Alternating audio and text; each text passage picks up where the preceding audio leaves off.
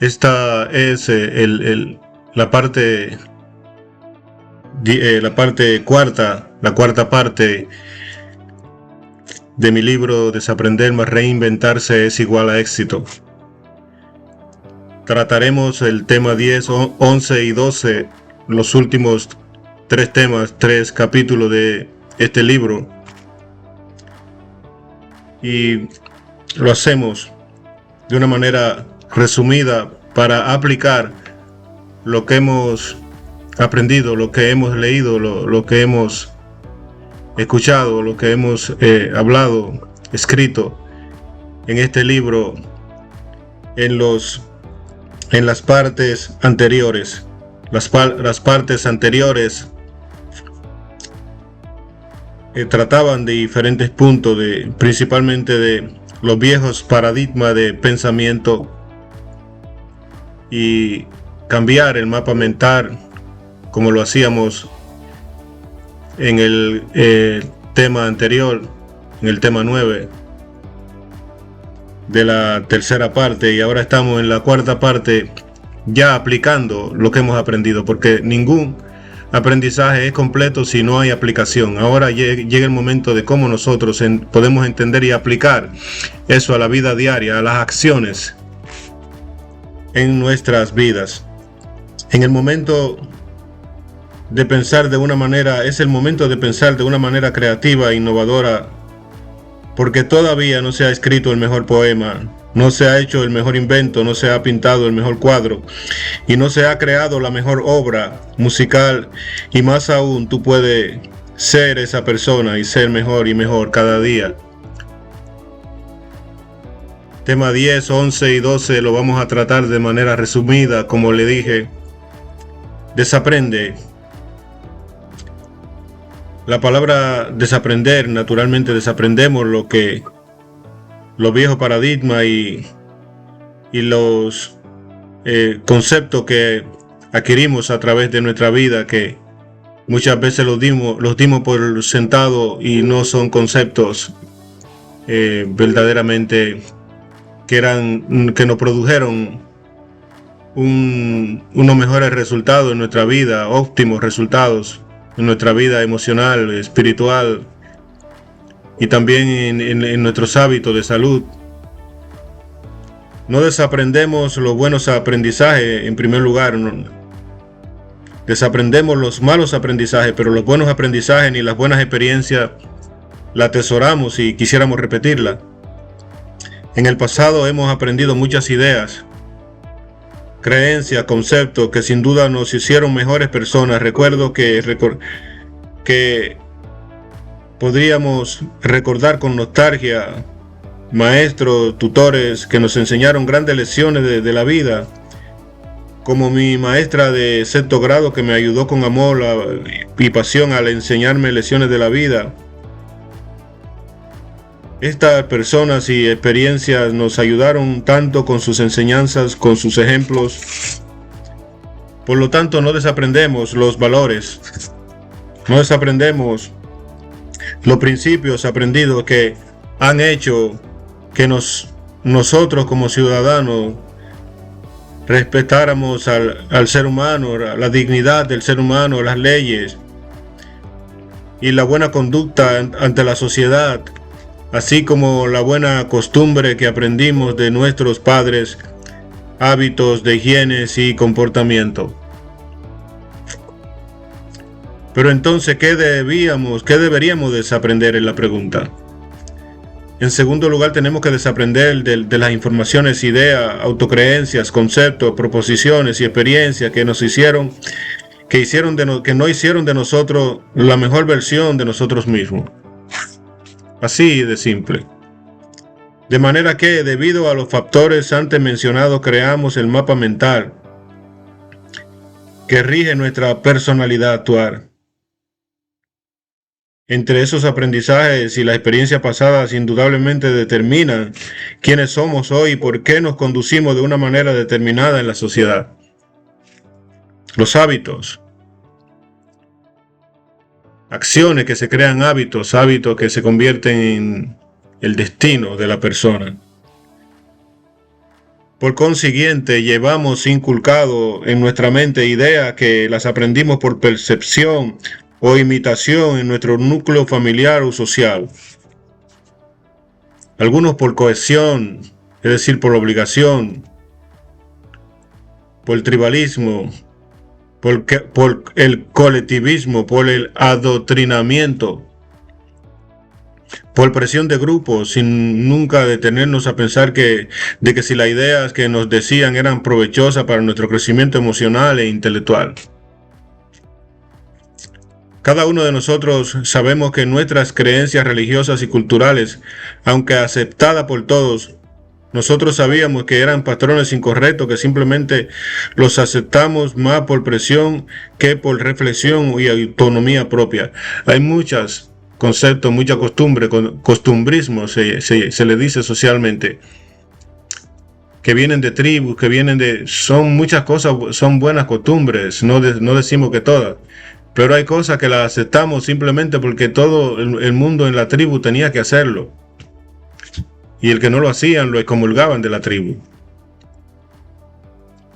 Y ahí se habla naturalmente de el libro Juan Salvador Gaviota,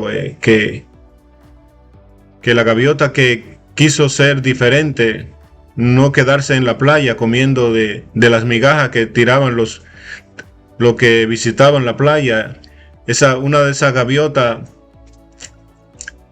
quiso volar alto lo más alto posible, y cuando quiso hacerlo y cuando lo hizo la primera vez y volvió a decirle lo maravilloso que es volar alto, todo el mundo le sacó el cuerpo porque ella había roto la costumbre de solamente que estar en la playa, comer migaja y no nunca tratar de volar alto en la vida, ni volar alto en los cielos, y la excomulgaron, no la querían, dice el libro.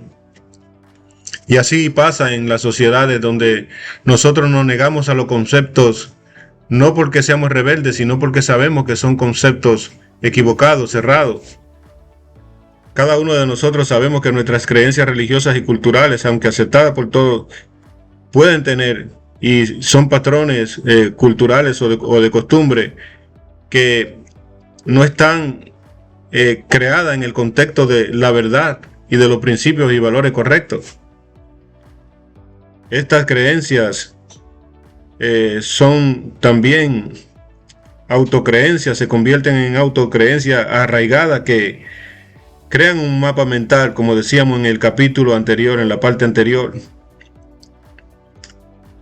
que a algunas personas les es casi imposible de lo cerrado que pueden estar desde su punto de vista, porque lo tienen demasiado arraigado en su subconsciente, en su modo de pensar, que rige su vida y lo rige casi de una manera ciega.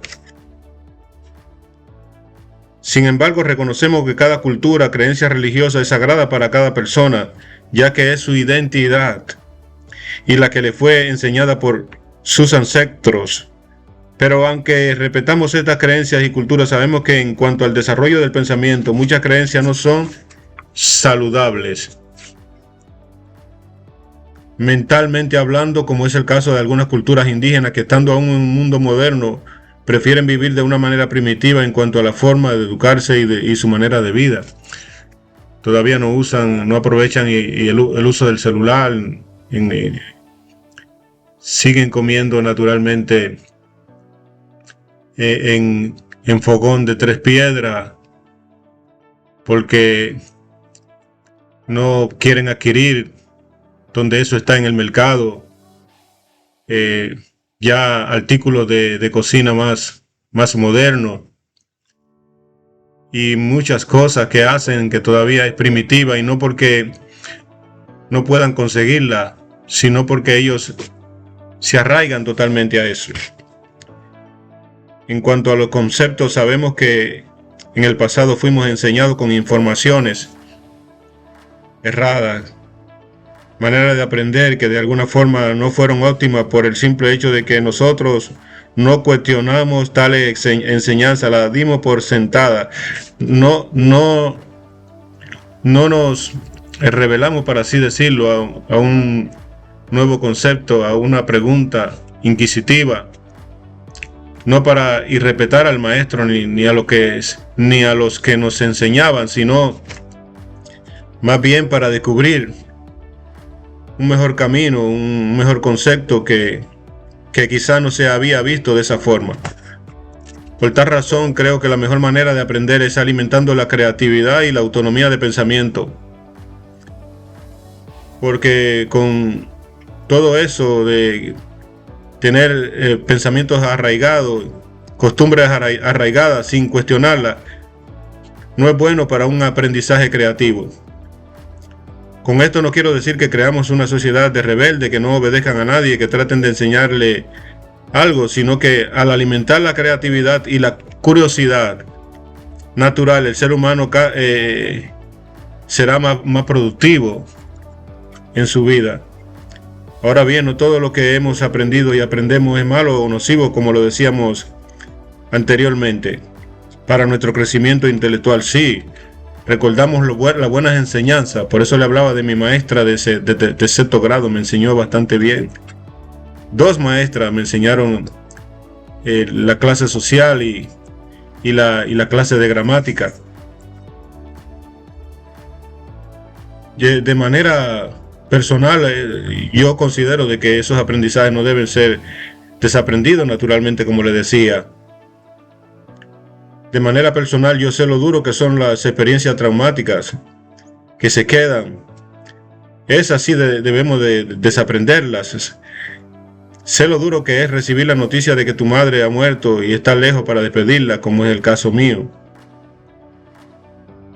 Sé lo duro que es una traición. En ocasiones he tenido que escuchar malas noticias acerca de una despedida de un amigo familiar que se va de esta vida, del tiempo.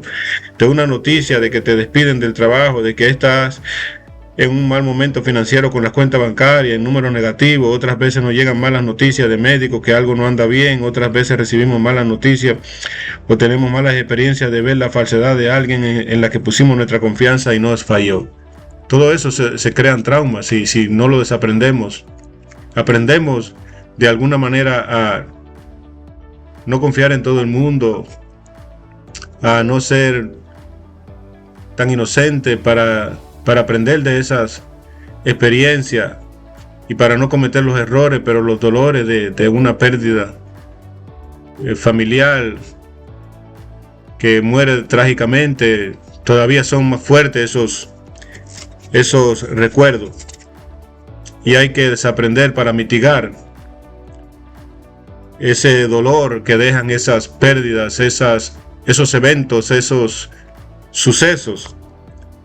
Otros en algún momento del pasado presenciaron algún hecho trágico como un accidente o asesinato.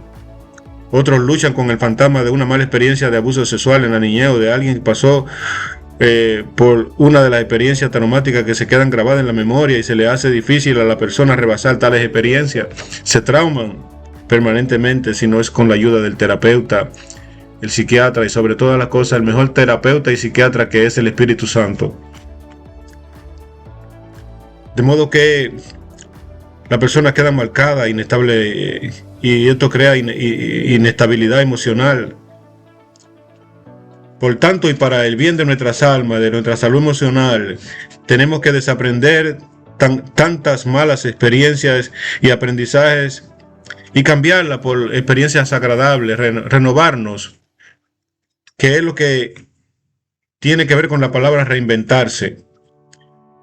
Por lo tanto, es pertinente y adecuado desaprender las malas experiencias, cambiar patrones de pensamientos estériles, erróneos, por informaciones que aporten crecimiento a nuestras vidas, y tener una sonrisa en nuestros labios a pesar de lo que traiga el día. Tener una buena actitud para el día, una buena actitud. Ante las situaciones de la vida tenemos que tener la mejor actitud. El optimismo de que las cosas no serán iguales, de que no necesariamente lo que pasó ayer se va a repetir hoy. Ante tal situación, muchos de los que estaban en esos campos de concentración, podemos hacer la ilustración con aquellos que estaban en el campo de concentración nazi en la Segunda Guerra Mundial, bajo el sistema nazi de Adolfo Hitler, el dictador. Estas personas, dice el psicólogo Viktor Frankl, el psicólogo clínico de tiempos pasados, que esas personas tuvieron que pasar duras y traumáticas experiencias, no solo de manera personal, sino viviendo la experiencia y el sufrimiento de otros judíos que eran sometidos a un cruel abuso, a ser asesinados en masa. Aquellas experiencias eran tan duras que muchos murieron en la zona de trabajo, en los ferrocarriles, en minas y otro tipo de trabajos esclavizantes, y otros murieron fusilados por Adolf Hitler. Ante tal situación, muchos de los que estaban en esos campos de concentración perdieron el deseo de seguir viviendo y de seguir luchando. A pesar de este ambiente tan tétrico en el cual la actitud de la mayoría era de desesperanza, el doctor Frankl pudo observar que otros decidieron tener una actitud diferente en ese medio ambiente tétrico, sin esperanza, una actitud de que a pesar de las circunstancias tan atroces, había una esperanza por vivir, de luchar, y ese deseo de querer vivir era más grande que aquella circunstancia. Había algo en ello que le llenaba de esperanza, de que vivían por algo mayor, que tenían que luchar por sus vidas, porque tenían esperanza de ver a su familia, de realizarse en la vida. Ante aquel ambiente de terror en el campo nazi, el doctor Frankl escribió acerca de lo que sería su teoría del ser humano en busca de un sentido por la vida. Buscarle sentido a la vida, mirarle el sentido a la vida, con esperanza, con dignidad. Hay alguien que lucha por su esposa que padece una enfermedad terminal, aquel hijo que es incapacitado y que cuenta con sus padres que tienen ese hijo y con una incapacidad ante alguna situación que lo golpea y que golpea a las personas de manera profunda, los cimientos del núcleo familiar, de alguien que cae en las drogas. Ni nos quedamos absortos ante tantas situaciones, pero hay que tener ese deseo de vivir, ese sentido por la vida. Si nos quedamos tirados en el suelo quejándonos por un pasado que no tiene solución, o esperando que un terreno estéril dé fruto que ya no puede dar, esto lo digo de manera metafórica en referencia a situaciones de que las personas se quedan viviendo un estado permanente de desánimo, tristeza y depresión, esperando que situaciones pasadas se arreglen al toque de una varita mágica, o que una hada madrina venga del pasado y nos cambie la pesadilla que vivimos por el sueño de los cuentos del príncipe y la princesa que fueron felices. Eso no va a suceder en la vida real.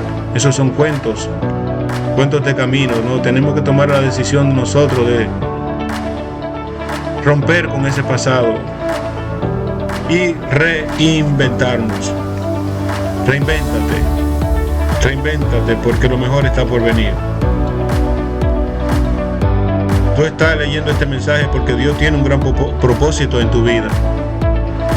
Tiene un gran propósito para darte esperanza, un futuro de una esperanza, dice Jeremías 29:11. Que todavía tenemos algo mayor y mejor por lo que tenemos que seguir luchando. No te quedes ahí lamentándote, que a decir verdad nada logramos con quedar rezagado pensando en lo que pudo haber sido, pero no fue.